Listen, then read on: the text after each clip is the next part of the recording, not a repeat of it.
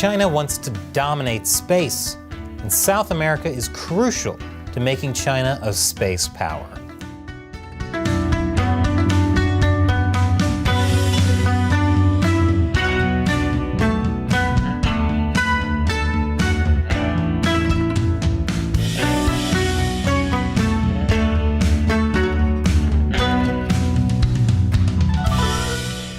Welcome to China Uncensored. I'm Chris Chappell. China dreams big. So big, in fact, that the entire Earth can't contain it. It's a space dream that reaches the moon and beyond. They want to make a space empire. It's hard not to see them as villains when they have literally the same plan as Frieza. What is this, Dragon Ball Xi? Anyway, Chinese leader Xi Jinping wants to make China into a space power. Or shall I say a hegemon? Get it? Hegemon. That's very sophisticated. Maybe it went over your head. Speaking of things over your head, space. Space infrastructure is important for China, especially satellites. Satellites are vital for things like monitoring the environment, providing navigation, and scientific advancement. They can also be used for national security, like missile guidance, and of course, to spy on other countries. The Chinese Communist Party white paper claims that China's space programs are for peaceful purposes. But it also says that the space industry is a critical element of the overall national strategy.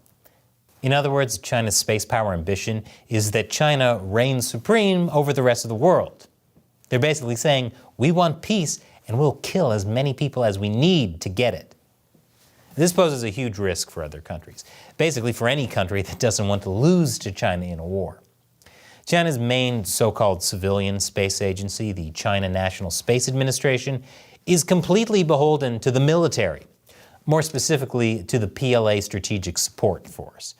That's the military branch that calls the shots for space, cyber, and electronic warfare. That's true of every civilian sector thanks to China's national intelligence law. It also means that all civilian technologies can be used for the military if the military wants. Theoretically, even Furbies. I don't know how Furbies can be used for the Chinese military, but I'm sure China will find a way. China has been ramping up its space program over the past decade, especially with launching satellites. Lots of satellites. In just 5 years, China has deployed more than 260 imaging satellites and about 50 navigation satellites. Boy, that sure is a lot of peace they're launching. Don't you feel safe knowing that all that Chinese peace is up there right now?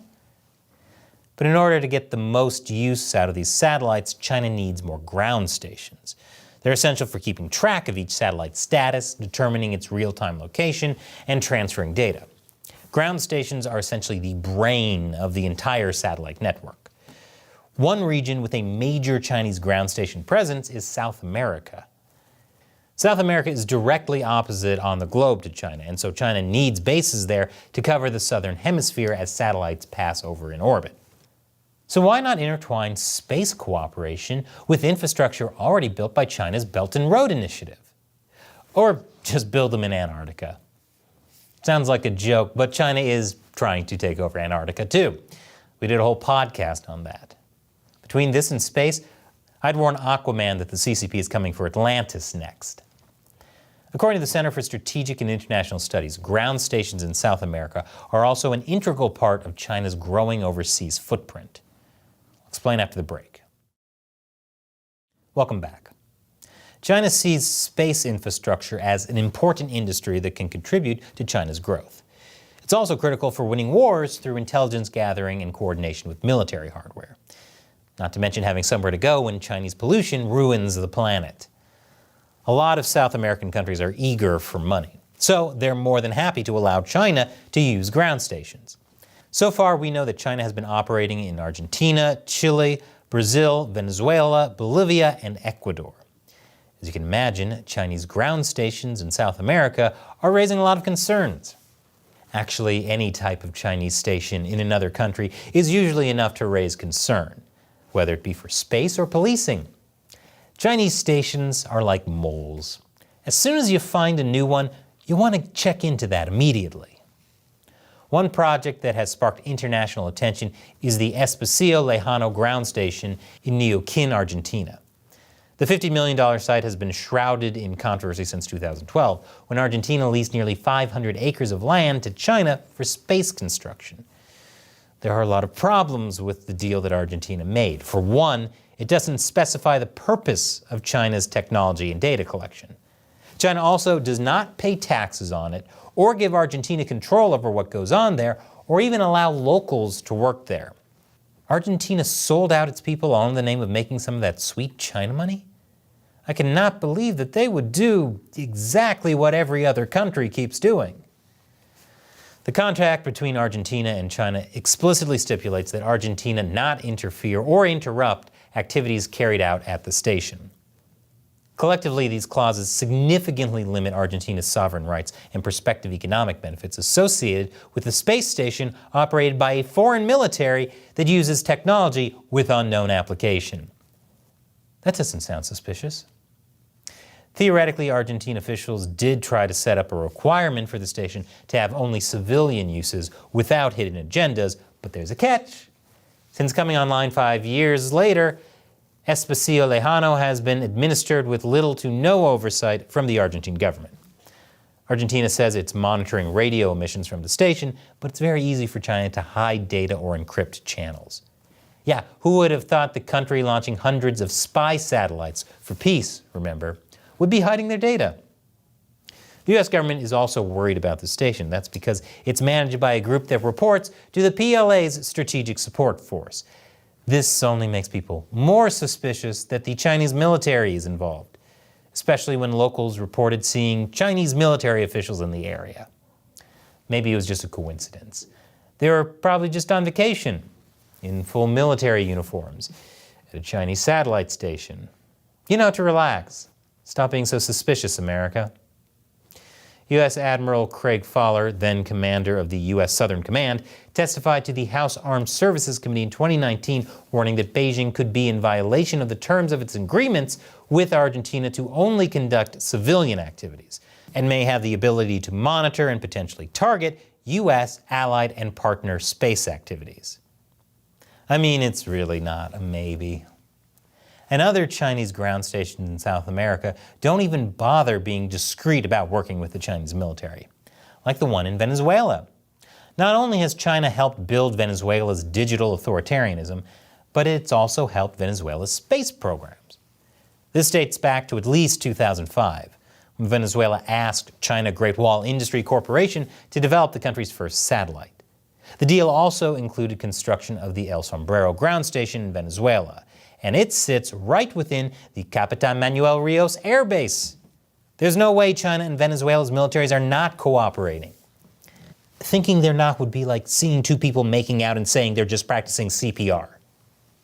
It's already suspicious that the China Great Wall Industry Corporation is there in the first place. The corporation is a subsidiary of China Aerospace Science and Technology Corporation. That's a state-owned defense contractor that produces space launch vehicles and missile systems. That just screams military. In fact, it's because of the latter's links to the Chinese military that then President Donald Trump signed an executive order restricting U.S. investment to it. Considering other things Trump invested in, you know they have to be real bad for him to not do business with them. If you've been following my channel for a while, then you'd know that it should be common sense not to trust China to provide sensitive equipment. The Santiago satellite station in the Andes Mountains in Chile is an example of this. It's operated by the Swedish Space Corporation, or SSC. It's a space services provider, which means it leases its facilities to international partners.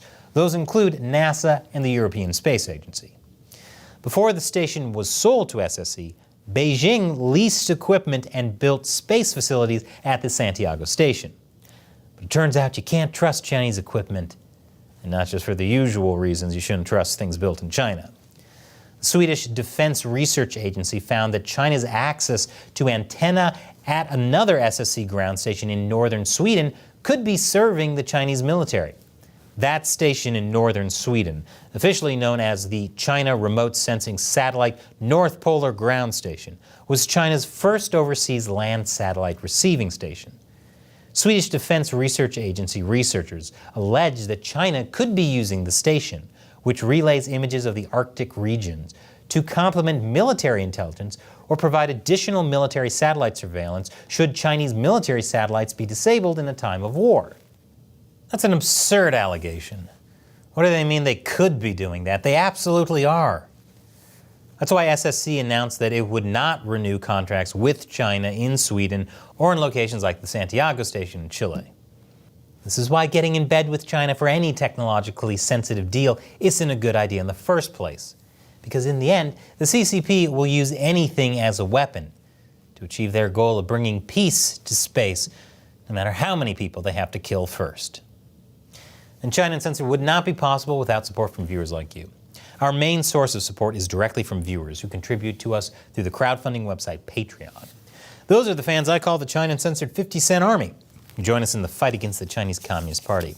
And as a thank you to them, I respond to their questions.